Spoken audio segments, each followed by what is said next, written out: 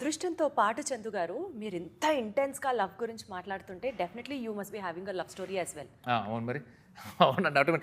నేను అదేనండి వాళ్ళు తీసుకున్న తర్వాత ఆటోమేటిక్గా చాలా మీలో ఉన్న ఒక లవర్ చందు గారు కూడా నాలో ఉన్న కదండి. నేను ఆల్రెడీ చూసేసాను ఒక లవర్ అనమాట. అదేనండి. ఆ లవ్ స్టోరీ గురించి చెప్పరా? మేమే ప్రపంచానికి తెలియకపోవచ్చు బట్ స్టిల్ అంటే లవ్ స్టోరీ కదండి, స్టోరీస్ ఉంటాయి ఆటోమేటిక్గా ఎవరికైనా ఉంటాయండి. Love stories. సరే, if you have to name 1 or 2. 1 or 2 కాదండి, మల్టిపుల్ ఉంటాయి ఆటోమేటిక్గా ఎవరికైనా ఉంటాయండి. 10 చెప్తారా? I'm ready to listen. నేను స్టోరీస్ చెప్పడం గురించి కదండి. ఇప్పుడు కౌమార దశ నుంచి కాలేజ్కి వచ్చే వరకు ఆ అట్రాక్షన్స్ కానీ, ఆ ఇన్ఫాక్చుయేషన్స్ కానీ, ఒకరిని చూసినప్పుడు కానీ కొంచెం క్లోజ్గా ఏం మాట్లాడినా కానీ ఒక అమ్మాయి అమ్మమ్మ నన్ను ఇష్టపడిపోతుందనే ఫీలింగ్స్ అప్పటి నుంచి కానీ, తర్వాత మెచ్యూరిటీ వచ్చినప్పుడు అంటే ఫైనల్లీ ఒకరితో మనం చక్కగా సెటిల్ అయినప్పుడు అంటే ఆ లవ్ అనేది I personally feel it's a mutual thing అండి. అంటే ఇట్స్ లైక్ ఎ మిర్రర్. మనం ఎంత ఇస్తామో మనం ఏంటో అదే మళ్ళీ తిరిగి వస్తూ ఉంటుంది అనేది ఐ బిలీవ్. సో ఆటోమేటిక్గా నాకు ఇంతకుముందు ఉన్న ఫీలింగ్స్ అంతా చిన్నగా అప్పుడప్పుడు కొద్దిగున్నవి ఆ స్టేజ్ వైజ్ నేను ప్రేమంలో అలా పేర్చుకుంటూ వెళ్ళానమాట. బట్ హియర్ అది చాలా చేర్ఫుల్గా ఉంటుందండి అది. But here when it comes to hear this is matured, unconditional.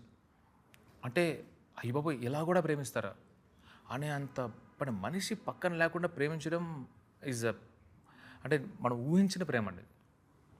So but ఇందులో నాకు పర్సనల్గా జరిగినవి between me and my wife ఏదైతే మేము ప్రేమలో ఉన్నప్పుడు ఆర్ఎల్స్ నేను దూరంగా ఉన్నప్పుడు మా ఫోన్ కాన్వర్జేషన్స్ కానీ చిన్న ఇది కానీ అంటే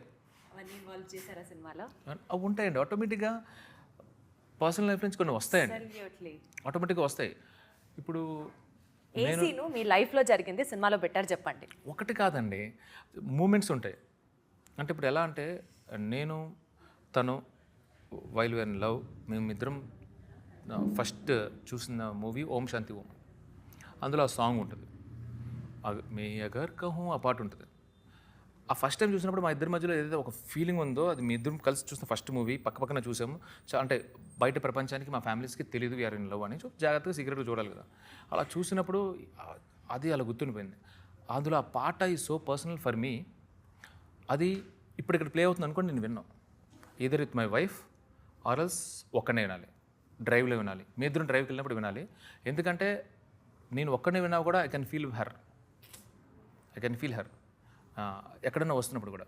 సో ఏదో నలుగురిలో ఉన్నప్పుడు నేను అసలు విన్నాను. So these kind of small things ఉంటాయి చూడండి. ఎంత పొసెసివ్ అండి మీరు, ఎంత పర్సనల్గా తీసుకుంటున్నారా ఫీలింగ్? పొసెసివ్ అండి అంటే ఆ ఫీలింగ్ మీకు మాత్రమే సొంతం అవ్వాలి and that should be felt only if she is beside you. That is such a sweet. మళ్ళీ ఇంకొకటి ఏంటంటే నేను ఒక్కనే ఉన్నా okay, that's what I am saying. నాకు ఎవరిదైనా రింగ్ టోన్ నుంచో పొరపాటున అది అని వస్తే నేను ఇమీడియట్ కాల్ కొట్టేస్తాను. నాకు వద్దు, నాకు వేరే వాళ్ళు. మిస్సెస్ చందు గారు మీరు చాలా చాలా చాలా లక్కీ అండ్ అద్భుతంగా ఉంది మీ లవ్ స్టోరీ వింటుంటే, కనెక్ట్ అయ్యేటట్టు. అలాగా మేము ఏది ఇంతకుముందు మాకు ఏముంటాయండి అప్పుడు తిరిగినప్పుడు బండి మీద వెళ్ళినప్పుడు కృష్ణకాంత్ పార్క్, ఇక్కడ కేబీఆర్ పార్క్, ఇలా కొన్ని ఒక ప్లేసెస్ ఉంటాయన్నమాట. నేను అప్పుడప్పుడు వెళ్ళినప్పుడు వేరే వాళ్ళు ఎవరైనా కూర్చుంటే నేను చూడలేను ఆ ప్లేస్. అంటే ఐ కాంట్ టేక్ ఇట్. భయంకరమైన ప్రేమికుడు అది నాది కదా. సో ఈ స్పేస్లో వెన్ ఒక లాంగ్ ట్రిప్ వేసి నేను వచ్చినప్పుడు I like to surprise her. అంటే చిన్నవేనండి, అంటే 31st మార్నింగ్ 10 o'clock రావాలంటే 100% నేను ఆ డే చెప్పను. సో సడన్గా రావటం, ఎక్సైట్మెంట్, రాత్రి అంతా వచ్చినా కానీ పొద్దున్నే కావాలని అంటే ఒకటి పెట్టి అది చూసినంటే తను వచ్చాడు అనేది అది ఉంటే చూడండి ఈ వేషాలు ఎక్కువ. సో ట్రైన్లో తనకి సెండ్ ఆఫ్ ఇచ్చిన తర్వాత నువ్వు వస్తే బాగున్నావు అంటే కష్టంలో నాకు వర్క్ ఉంది అన్నప్పుడు అలా 4-5 స్టేషన్స్ తర్వాత మళ్ళీ సడన్గా రావడం ఉంటుంది చూడండి. So these kind of things ఉన్నాయి కదా. ఇలాంటి మీరు ఫీల్ అయిన రియల్ లవ్ మూమెంట్స్ అన్నీ రీల్ మీద కూడా చూపించారు. సో దట్ పీపుల్ కెన్, మీరు చెప్తుంటేనే కనెక్ట్ అయ్యే ఆరా తెలుస్తోంది. డెఫినెట్లీ సినిమా చూసి కనెక్ట్ అవుతాం. This is going to be a massive love story. అర్థమవుతుంది. సూపర్. ఈ సినిమాకి అసలు నాగ చైతన్య గారిని హీరోగా అనుకోలేదట కదా ఫస్ట్? అసలు నన్నే డైరెక్ట్గా అనుకోలేదండి వీళ్ళు. సో అంటే మన వాసు గారితో మాట్లాడినప్పుడు he was telling me Karthik గారు స్టోరీ చెప్పినప్పటికీ కూడా ఇట్ వాజ్ ఓన్లీ చందు గారు who had developed this completely, initiative తీసుకొని డెవలప్ చేసింది చందు గారే. అవునండి. అంటే అదేనండి. అంటే ఇప్పుడు నేను అదే చెప్తాను. ఇనిషియల్గా ఏంటంటే మనం ఒక సినిమా చేద్దామని వాసు గారు ఆఫ్టర్ సవ్యసాచి అప్పుడు వచ్చారు, అది చూడండి. Not after Kartikeya 2, after Savyasachi. After Savyasachi ఆయన వచ్చి మనం సినిమా చేద్దాం అనుకున్నారు. I was so happy. అబ్బా అంటే స్టిల్ అంటే నా క్రాఫ్ట్ని చూసి, సక్సెస్ని చూసి కాకుండా క్రాఫ్ట్ని చూసి అంటున్నారని చెప్పి ఐఎమ్ సో హ్యాపీ. ఆ స్పేస్లో బిఫోర్ కార్తికేయ 6 months ముందు వీళ్ళు ఈ కథతో వచ్చారండి. వీళ్ళు ఈ కథతో వచ్చారన్నమాట. ఈ కథతో వచ్చినప్పుడు నేను చెప్పాను చూడండి, ఇనీషియల్లీ నన్ను ఎగ్జైట్ చేసింది ఇండియా పాకిస్తాన్ నథింగ్.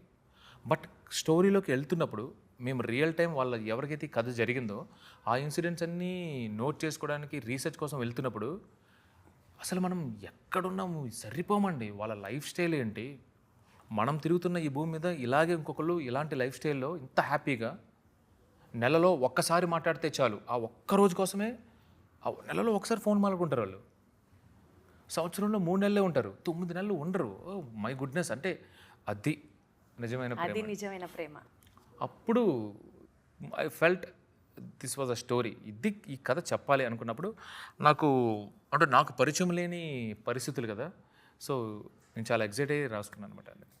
సో అసలు ఇఫ్ నాట్ నాగ చైతన్య గారు, what where the other options you had in your mind? Yeah, నాకు అదే చెప్తానండి, చెప్తే సూపర్లేటివ్ స్టేట్మెంట్లో ఉంటుంది కానీ అతిశయోక్తి కాదు. ఏంటంటే కొన్ని సినిమాలు చూస్తున్నప్పుడు వీళ్ళే అనేది ఎలా అనిపిస్తుందో, ఇందులో మీరు సినిమా చూసిన తర్వాత if not Naga Chaitanya, if not Sai Pallavi ఏంటని మీకు ఆప్షన్ ఇస్తే మీరు చెప్పారు.